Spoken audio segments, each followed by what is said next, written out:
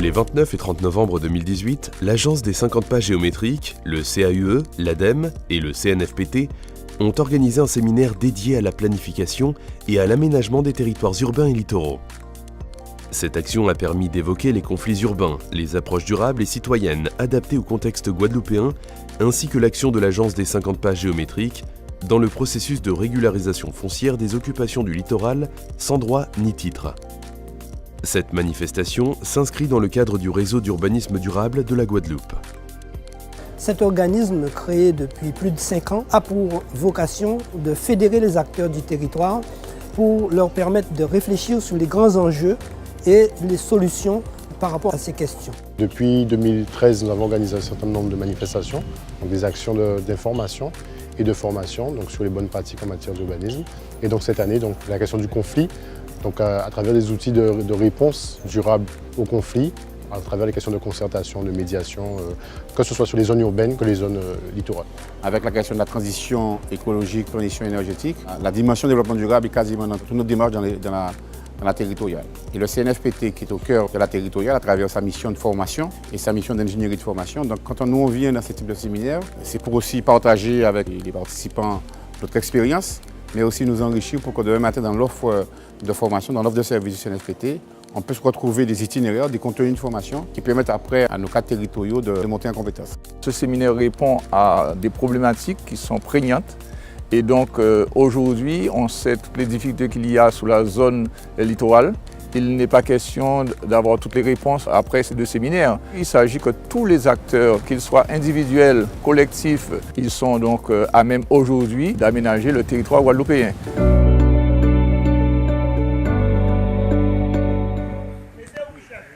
Bonjour à tous.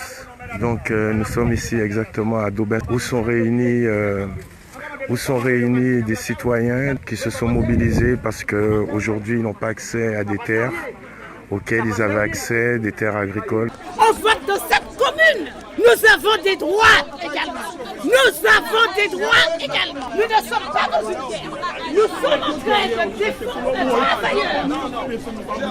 travailleurs. Alors peut-être vous devez toucher qui que ce soit. Boga bail 30 ans à vie et puis ranger espace là. Espace là belle, accueillant. Tout Guadeloupéen qui connaît l'espace là, ça a dit ouais, ça belle. Milan est là. Est-ce que c'est ça qui fait qu'un Guadeloupéen ne peut pas projeter de vivre en paix, de vivre en vraie vie, de vivre en commune, de vivre sur ce territoire? L'urbanisme durable n'a pas vocation à supprimer les conflits, mais à fournir les leviers permettant de les anticiper, les traiter et les gérer afin d'accompagner la construction d'un consensus. Le premier type de conflit peut survenir lorsqu'un projet a déjà été pensé par un urbaniste avec un aménageur et une municipalité. Et ce projet, on ne l'a pas vraiment présenté aux habitants. C'est un projet qui a été pensé en pensant que c'est la bonne solution. Le deuxième type de conflit va survenir lorsqu'on n'a pas négocié, on n'a pas discuté, on n'a pas présenté et travaillé avec les habitants suffisamment en amont, en pensant que de toute façon, les gens ne vont pas comprendre. Le troisième type de conflit va être lorsque ce projet d'aménagement est accepté par les habitants, par la mairie, par l'aménageur. Dans la phase de la réalisation du projet, on ne va pas suivre exactement ce qui avait été décidé. Et évidemment, on arrive encore une fois à une situation de conflit. Comment en fait y répondre à ces questions conflictuelles en zone urbaine à travers l'approche du développement social? Comment en zone rurale, à travers donc, la zone agricole protégée, on répond par la protection des communautés à ces questions conflictuelles et également à une plus large échelle, c'est-à-dire l'échelle des PLU, l'échelle du SARP et ponctuellement à travers le schéma départemental des espaces naturels et sensibles, la typologie de conflits auxquels ils sont confrontés et comment eux ils y répondent. Mais le problème c'est que les choses s'imbriquent, c'est-à-dire que la zone rurale n'est plus si rurale que ça, elle devient plus ou moins urbaine, on voit qu'elle se densifie. Cap Excellence déploie, dans le cadre de la politique de la ville, le concept de développement social. Cette démarche de projet à l'échelle de quartiers sensibles mobilise toute l'action publique, c'est-à-dire les 21 signataires du contrat de ville. L'action publique sociale, mais l'action publique aussi en matière d'urbanisme, en matière de formation, en matière d'insertion. C'est la région, c'est le département, ce sont les villes, c'est la CAF, Pôle emploi, c'est les chambres consulaires. Tous ces partenaires se mettent ensemble pour mettre en place une démarche de projet sur des quartiers, sur des territoires qui sont sensibles. Sensibles parce qu'effectivement, il y a de la précarité économique, il y a de la précarité relationnelle. On est presque dans des situations aussi de désœuvrement, d'isolement des populations. Ça peut, à certains moments, dévier en matière de délinquance, en matière d'insécurité, voire en matière de crise urbaine. Outre le conflit relatif au projet rural ou urbain, les graves incidents sociaux de 2017 en Guyane ont mis à jour un autre type de différend, lié à la gouvernance des territoires. À cette période, toutes les populations ont eu un mot d'ordre, si vous voulez, c'était « écoutez-nous ». Nous voulons gérer notre territoire et à la suite de ces événements, on a conclu avec la direction des affaires culturelles et le ministère de la Culture dont nous dépendons, nous avons conclu les accords de Cayenne. En Guyane, comme ailleurs, le conflit urbain peut provenir de la non-prise en compte de la singularité des modes d'habiter. Chacun a sa façon d'habiter, cette façon d'habiter est profondément culturelle. Et nous avons, ce que j'ai entendu hier, ressemble beaucoup aux problématiques que l'on a en Guyane, c'est la complexité de l'adaptation de la règle nationale à ces différentes cultures et façons d'habiter. Le concept de démocratie participative, il vient en fait du droit communautaire, hein, c'est les notions de transparence, de la décision publique, c'est-à-dire qu'on passe d'un système où c'est l'État qui décide et puis le citoyen qui exécute à un système de discussion, de co-construction. Donc la difficulté, c'est que souvent on dit qu'on consulte, mais en fait on présente des projets bouclés. Et l'idée, c'est d'évoluer de cette situation, on va dire d'un sachant qui est en haut et qui impose aux autres, vers une situation de co-construction, c'est-à-dire on construit ensemble. C'est vraiment un dialogue, c'est pas du haut vers le bas, mais c'est du haut vers le bas, du bas vers le haut, voilà. Cet état des lieux met en exergue la nécessité d'intégrer aux côtés des maîtrises d'œuvre et d'ouvrage un nouvel opérateur, la maîtrise d'usage. En 1956, vous voyez que en fait, c'est un quartier qui n'existe pas. Et ensuite, il y a eu l'exode rural à la fermeture des usines dans la crise de canne à sucre et les gens ont fait une ruée vers la ville en espérant de profiter même du développement urbain en fait. Et donc, en 64, on voit que le quartier est déjà construit en fait. Ensuite, 50 ans après, tout autour du quartier s'est installée toute une chaîne économique et le quartier, lui, est enclavé. Quartier populaire classé en ZUS de quelques 3000 habitants, Volga-Plage se distingue par une société civile dynamique. Le Conseil citoyen de Volga-Plage a conçu un projet d'aménagement alternatif nommé Résilience, qui s'est articulé de la façon suivante. 2009, création d'un collectif. 2011, convention avec Fort-de-France et l'Agence des 50 pas sur le périmètre d'études. 2015, mise en place du Conseil citoyen. 2018, partenariat pour la régularisation avec l'Agence des 50 pas. Au terme de la concertation débutée en 2016, un rapport en 36 fiches actions a été remis à la ville de Fort-de-France en juin 2017. Du côté des collectivités, Cap Excellence porte une démarche permettant aux citoyens de participer à la construction du projet urbain, le développement social. 1. En intégrant les habitants, en intégrant les usagers, premièrement. De nouvelles démarches, c'est ça la gestion urbaine de proximité. L'outil aussi, par exemple, comment aider les habitants à se mettre en forme, à se former pour entrer dans la démarche de projet. Ce sont les conseils citoyens, par exemple, où maintenant la loi oblige sur les quartiers prioritaires de la politique de la ville à créer des conseils citoyens. Mais ce sont aussi des outils en matière de co-formation, en matière aussi où on prend l'habitude à faire ensemble un certain nombre de projets, justement dans le fonctionnement régulier des quartiers. Lorsque pour des raisons politiques, techniques ou sociales, le projet urbain se trouve dans une impasse, la méthodologie ARAPA permet de restaurer le dialogue. Et notre méthode est simple, elle consiste à observer, rencontrer chaque habitant, dialoguer, discuter, comprendre vraiment la situation de chaque foyer, quelles sont les relations de tension qu'il peut y avoir dans le quartier, quelles organisations humaines, mais aussi en termes d'aménagement, des choses qu'on ne voit pas tout de suite au premier regard. S'il y a un arbre important pour la population qui a un endroit, s'il y a un lieu de rituel, c'est ce travail en fait de diagnostic de terrain, à la fois auprès de la population, mais aussi au niveau du territoire, du paysage, qu'on cherche à bien comprendre pour avoir un diagnostic très fin.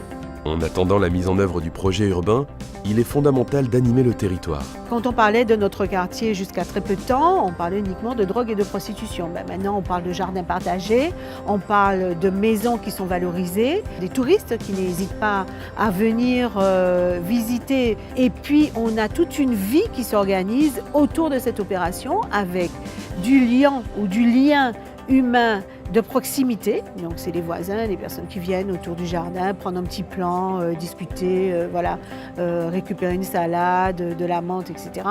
Donc ça fait un lien, c'est une plateforme qui propose un espace de discussion et d'échange avec aussi la transmission des aînés vers les jeunes. Donc on a tout ça.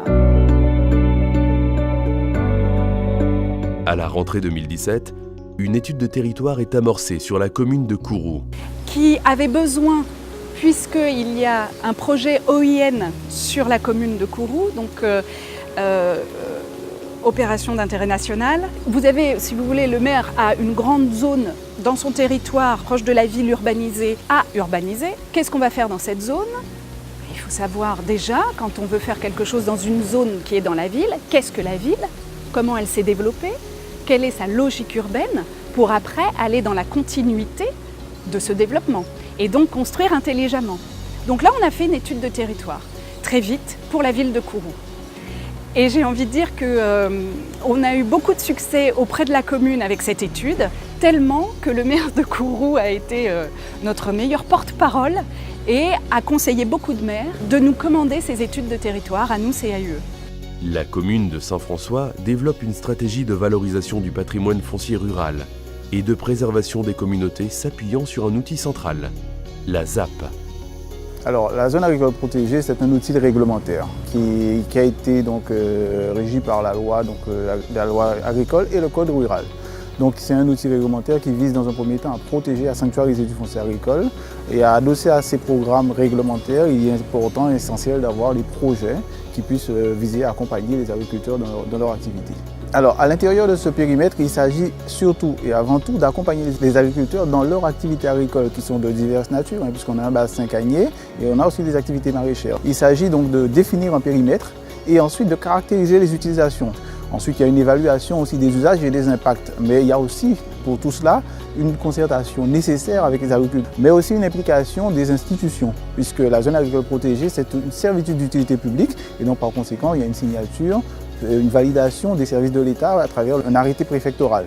L'outil de planification suprême, le SAR, le SAR, définit les grandes lignes d'aménagement du territoire, en arbitrant entre les intérêts écologiques et économiques. Mais il faut savoir que le SAR principe a 5 grandes fonctions. Donc, déterminer la destination générale des différentes parties du territoire, l'implantation des grands équipements d'infrastructures et de transport, la localisation préférentielle des extensions urbaines, la localisation des activités industrielles, portuaires, agricoles et artisanales, ainsi que la localisation des NTIC. Il faut savoir que c'est un document en fait, qui est composé de documents papier ainsi que de 2 cartes. Donc l'une des cartes, c'est celle qui décrit la destination générale des sols et l'autre qui est le schéma de mise en valeur de la mer qui prévoit la localisation des différents équipements qui doivent être prévus sur le littoral. Le SAR doit respecter 3 catégories de normes. D'une part, les règles générales d'aménagement et d'urbanisme à caractère obligatoire, les servitudes d'utilité publique et enfin en matière de protection des sites et paysages. L'agence des 50 pas intervient sur des zones urbanisées et d'urbanisation diffuse, sujettes à différents types de conflits. Des conflits par rapport à la procédure de régularisation, puisque aujourd'hui sont éligibles à la régularisation les occupants et les demandeurs dont le bâti a été édifié avant 1995. Aujourd'hui, on a énormément de difficultés quelquefois quand on a plusieurs occupants qui font des demandes de régularisation sur le même bâti, à distinguer le vrai du faux. On a aussi des conflits, j'allais dire, d'usage, puisque dans le cadre de certains projets d'aménagement, on est amené à tenir compte d'aspects environnementaux. Et puis un des problèmes non des moindres, c'est le problème des indivisions successorales, puisque quand celui qui a édifié le bâti et qui pourrait prétendre à la régularisation est décédé, on se retrouve à gérer des demandes qui peuvent émaner de plusieurs héritiers co-indivisaires sur ces parcelles.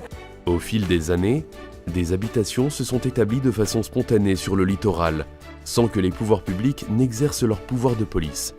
On peut imaginer que cette occupation s'est faite depuis longtemps et qu'il n'y a pas eu de sanctions parce qu'il n'y avait pas une politique de logement suffisante pour reloger tous ces habitants. Donc on a, quand je dis on, les autorités ont peut-être laissé faire. C'est-à-dire que les zones à risque en fait, sont souvent des zones où le foncier est gratuit, s'il est public. Et donc moi je vais m'en emparer parce que je n'ai pas les moyens d'acheter un vrai lot dans un lotissement, etc. Donc ça n'est pas une mauvaise volonté de la part des gens. Mais le problème c'est que ce faisant, ils s'exposent à un risque. Du coup, les institutions sont responsables et si elles ne font rien, en cas de réalisation du risque, c'est-à-dire de mort, etc., on va aller rechercher la responsabilité de l'élu, du préfet, etc. La plage du Souffleur à Port-Louis constitue un exemple de gestion de conflits d'usage sur la bande des 50 pas. Aujourd'hui, avec la plage du Souffleur, où on doit apporter un certain nombre d'aménagements, mais qui doit être trouver son lien, en tout cas son prolongement avec tout le littoral. C'est pour ça qu'il va falloir aménager ce littoral d'une part, mais aussi que ceux qui y habitent, les résidents, puissent aussi aménager leur maison, de manière à ce que ce littoral soit pour nous une certaine attractivité, crée pour nous une certaine attractivité dans le bourg de Port-Louis. Suite à l'ouragan Léni en 2002, la commune de Petit-Bourg a dû réfléchir à la relocalisation des populations installées sur la frange littorale. Suite à cet événement, différentes opérations ont été mises en œuvre. L'objectif, en tout cas pour nous, aujourd'hui, c'est de proposer des outils opérationnels pour évacuer ces personnes qui sont aujourd'hui, dans certaines situations, leur terrasse dans le vide ou encore leur construction à 1 ou 2 mètres du bord de la falaise. En 2004, à Riflet, l'agence des 50 pas a lancé avec la ville de Déhay un programme d'aménagement répondant à différentes problématiques de conflits et de risques. Qui permettait de faire des diagnostics des quartiers, études bâties, études sociales, études de risques, études des sols, diagnostics des réseaux. Et l'idée aussi, c'était d'aboutir sur un plan d'aménagement. Donc, travailler avec un urbaniste qui allait sortir un projet, un plan d'aménagement sur le quartier, de façon à pouvoir mettre en place après les travaux et réaliser les travaux sur le quartier. Les plans de prévention de risques doivent intégrer une nouvelle notion. La menace grave pour les vies humaines est un enjeu majeur, le réchauffement climatique. Celui-ci rend d'autant plus sensible la gestion des conflits face aux invasions de sargasses. Vous savez que les sargasses, ça devient un problème de santé publique dès lors qu'on n'enlève pas les sargasses dans les 48 heures. Et ça nécessite donc que les communes s'organisent, qu'elles soient aidées par les collectivités pour pouvoir procéder aux enlèvements dans le délai prévu. Co-organisateur du séminaire, l'ADEME est investi des questions croisant aménagement et environnement. Accompagne les collectivités dans leurs problématiques d'urbanisme et d'adaptation au changement climatique. Ce qu'on fait c'est d'abord de soutenir le réseau urbanisme durable qui est porté par le CAUE. Ce réseau urbanisme durable regroupe les collectivités et les acteurs du territoire qui veulent mettre de l'environnement dans l'urbanisme, dans les opérations d'aménagement.